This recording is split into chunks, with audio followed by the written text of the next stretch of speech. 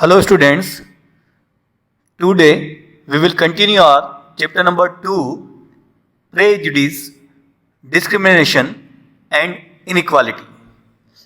In last class हमने इस chapter का इंट्रोडक्शन पार्ट डिस्कस किया था. आज हम पेज नंबर C13 से इसको कंटिन्यू करेंगे और नेक्स्ट टॉपिक स्टेरियोटाइप्स, जो कि प्रेजुडिस का ही एक हिस्सा है, जिसे हम लकीर के फकीर कई बार कहते हैं ना. कुछ लोग अपना माइंडसेट चेंज नहीं करते या लाइक अ प्रेजुडिस वो किसी के लिए पूर्वानुमान या एक सेल्फ अजम्पशंस पहले से ही बना लेते हैं. ऐसे लोगों के लिए स्टीरियोटाइप्स वर्ड का हम यूज कर सकते हैं. Do you often say villagers are backward looking, are you feel that they live a simple life. देखिए ऊपर ही ऊपर फर्स्ट पैराग्राफ में लिखा हुआ है, do you often say villagers are backward looking और you feel that they live a simple life. कुछ लोग ऐसा कह सकते हैं कि विलेजर्स जो हैं वो backward looking like a simple looking में रहते हैं और उनको लोग बैकवर्ड मान सकते हैं. क्षेत्र के लोग हैं वो एक सिंपल लाइफ जीते हैं, जीने का प्रयास करते हैं. When we form a fixed idea or image of certain people, we stereotype them. और जब हम एक फिक्स आइडिया उनके लिए बना लेते हैं अपने दिमाग में कि हमने तय कर लिया कि ग्रामीण जो हैं, विलेजर्स जो हैं वो बैकवर्ड लुकिंग हैं, तो हम हमेशा ऐसा ही सोचेंगे. अगर हमने सोच लिया कि वो सिंपल लिविंग स्टैंडर्ड है उनका, तो हम ऐसा ही सोचेंगे. हमको इन दोनों से बाहर आना होगा. हम लोगों को किसी के लिए किसी भी प्रकार का अजम्पशंस बनाना अगेन हमारे नैरो माइंडेड होने का एक परिचय होगा, एक सिंबल होगा. हम लोगों को जब तक किसी भी व्यक्ति से जब तक हम नहीं मिले, उसके ओपिनियन को नहीं जाने, उसको ठीक प्रकार से नहीं समझे, तब तक उसके बारे में हम कोई भी ओपिनियन बनाना अपने आप में एक गलत प्रैक्टिस होगी. When we form a fixed idea or image of certain people, we stereotype them. For example, if we say that all villagers are illiterate and backward looking, then we are having a fixed image of them. अगर हम ऐसा सोचें और ऐसा कहें कि सभी ग्रामीण क्षेत्र के लोग अशिक्षित हैं और बैकवर्ड लुकिंग हैं, तो इस प्रकार की एक फिक्स इमेज बनाना अपने आप में एक नेगेटिविटी होगी हमारे सेल्फ डेवलपमेंट के लिए भी. और अपने आप में इस प्रकार की सोच को हम प्रेजुडिस कैटेगरी में रख सकते हैं. Let us have one more example. Most of the Indians think that girls are meant only for housekeeping job. By forming such an image of all girls, we are stereotyping them. क्या है कि हमारे India के अंदर एक और thinking है जो बहुत सारे लोगों ने बनाने का प्रयास किया है, बनाई है, कि लाइक जो गर्ल्स हैं उनका जो काम है वो घर के काम करना है. In fact such an image of girls is created by the society around us. और ये इमेज किसने बनाई है? तो हमारे ही सोसाइटी में रहने वाले लोगों ने इस प्रकार की एक इमेज बनाने का प्रयास किया. If we ask a boy to cook food और do dusting, he will feel ashamed to do this job because in our society only girls are supposed to do so. यदि हम एक बॉय से एक लड़के से ये कहें कि आपको खाना बनाना है, आपको डस्टिंग करनी है, तो उसको शर्मिंदगी महसूस होगी. अशेम्ड यानी होता है शर्मिंदगी महसूस होना. अशेम्ड इट मीन्स शर्मिंदगी और फील अशेम्ड इट मीन्स शर्मिंदगी महसूस होना. तो उसको ऐसा काम करने में शर्मिंदगी लगेगी. वो कहेगा ये काम मेरा नहीं है, ये काम तो मेरी बड़ी या छोटी बहन करेगी या मम्मी करेगी. तो हमेशा से हमारी सोसाइटी में इस प्रकार के बहुत सारे स्टीरियोटाइप्स ओपिनियंस देखे जा सकते हैं जो कि हमारे लिए ठीक नहीं है. ऐसे बहुत सारे एग्जाम्पल्स हैं जहाँ हमारे यहाँ वुमेंस ने या गर्ल्स ने इतने सारे अचीवमेंट्स अचीव किए हैं कि आज उनकी बहुत बड़ी लिस्ट है. आगे हम इसको डिस्कस भी करेंगे. चलिए नेक्स्ट पैराग्राफ पे देखिए. In foreign countries there is no gender bias in doing any housekeeping work. Boys and girls are equally involve in running a home. Foreign countries में किसी भी प्रकार से ऐसे जेंडर के नाम पर कोई बायस फॉर्म या कोई डिफरेंसेस नहीं है. ऐसा नहीं है कि हाउसकीपिंग से रिलेटेड वर्क केवल गर्ल्स ही करेगी या बॉयज़ ही करेंगे. Boys and girls are equally involve in running a home. वहाँ पर महिला हो या पुरुष हो, दोनों ही समान रूप से घर को चलाने के लिए की जाने वाली एक्टिविटी में इन्वॉल्व हैं. No work is associated particularly with boys और with girls. No quality is peculiarly inherited by the boys और गर्ल्स. कोई ऐसा काम नहीं है जो केवल लड़के या लड़कियों से जुड़ा हुआ है, ना ही कोई ऐसी विशेष हम ये कह सकते हैं पेक्यूलियरली यानी होता है विशेषकर, और इनहेरिटेड इट मीन्स वंशानुगत या लंबे समय से एक बात चली आ रही है, जैसे भारत में चली आ रही है ना कि बच्चियां या महिलाएं ही घर के काम करेंगे। ऐसा कोई सिस्टम फॉरेन में नहीं है, ऐसी कोई चीज़ों में किसी को वहाँ बाउंडेड नहीं किया गया है। वहाँ पर जो राइट्स हैं वो इक्वल राइट्स है। राइट्स तो हमारे यहाँ भी सेम है, पर हमारे यहाँ बहुत सारे ऐसे प्रेजुडिस या स्टेरियोटाइप्स ओपिनियंस अवेलेबल है जिसके कारण से कुछ कमियां आज भी हमारे देश में देखी जा सकती है। It is only the society that create such stereotypes. Boy should not feel ashamed to do any housekeeping work, they should do it willingly.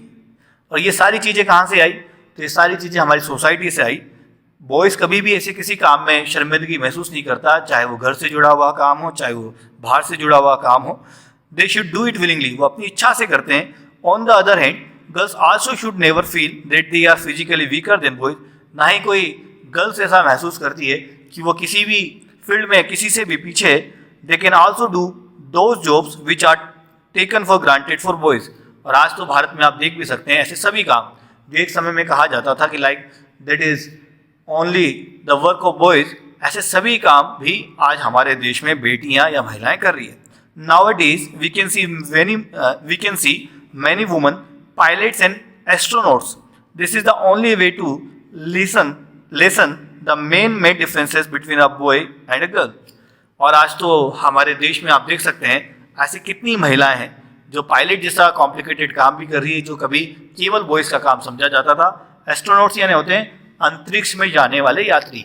आपने नाम सुना होगा, कल्पना चावला भारत की बेटी रही है, और आप नासा साइट से, नासा के माध्यम से अंतरिक्ष में भी गई हैं। आपने सुनीता विलियम्स का नाम सुना होगा, आप भी एस्ट्रोनॉट्स हैं, आप भी अंतरिक्ष यात्री रही हैं। तो ऐसे बहुत सारे गर्ल्स के एग्जाम्पल्स, ऐसी बहुत सारी वुमेन्स के एग्जाम्पल है जो आज भारत में अलग अलग फील्ड में काम कर रही है। चाहे आप डॉक्टर्स देख लें, चाहे आप इंजीनियर देख लें, चाहे आप सिविल सर्विसेज में IAS, IPS, IFS ऑफिसर देख लें, आप इनकम टैक्स में देख लें, इवन शॉपकीपर्स के रूप में भी आप गर्ल्स को देख सकते हैं, इवन मार्केटिंग फील्ड में देख सकते हैं, even in the field of games आप देख सकते हैं। बहुत सारे क्रिकेटर्स हैं, बहुत सारी हॉकी प्लेयर्स हैं। तो हर फील्ड में आज वुमेन्स या गर्ल्स बहुत आगे हैं। चलिए नेक्स्ट पॉइंट हम डिस्कस करते हैं, like effects of prejudice and stereotypes role. क्या क्या इफेक्ट पड़ते हैं जब ऐसे पूर्वानुमान वाली या लकीर के फकीर के लोग अपने देश के अंदर इस प्रकार के डिफरेंसेस खड़ा करने की कोशिश करते हैं, तो किस प्रकार के इफेक्ट्स होते हैं और उसमें क्या रोल हो सकता है, उसके बारे में हमें यहाँ स्टडी करना है। प्रेजुडिस और stereotype thinking causes differences in society. Such opinions prevent us from looking at the qualities of individuals. किसी भी के बारे में भी पूर्वानुमान लगा लेना, सोच लेना, हम लोगों में, हमारी सोसाइटी में ऐसे बहुत सारे डिफरेंसेस को खड़ा करता है। और कई बार तो हम ऐसे इस कारण से सामने वाले की क्वालिटीज़ भी नहीं देख पाते। मानो आपका एक कोई फ्रेंड है और वो बहुत अच्छा है पढ़ाई में, पर वो क्लास में कम बोलता है, और आप उस कारण से उससे दोस्ती ना करें कि क्लास में बहुत कम बोलता है। इसके कारण से आपने एक ऐसा फ्रेंड आपने लूज कर दिया, छोड़ दिया, जो बहुत अच्छा था पढ़ाई में, शायद वो आपकी मदद भी कर सकता था। तो every person has a unique quality and each individual is different from others. मैंने पहले भी बताया था, हमारे यहाँ पर हर व्यक्ति की अपनी एक यूनिक क्वालिटी है और हर व्यक्ति दूसरे व्यक्ति से अलग है। By creating stereotypes we give a large number of people a fixed image. और किसी के बारे में पूर्वानुमान लगा लेना या सोच लेना, उसके कारण से हम बहुत सारे लोगों के बारे में पहले से ही एक फिक्स इमेज बना लेते हैं। समटाइम्स वी बिकम पार्शियल, ऐसा हम करके हम कई बार पार्शियलिटी भी करते हैं।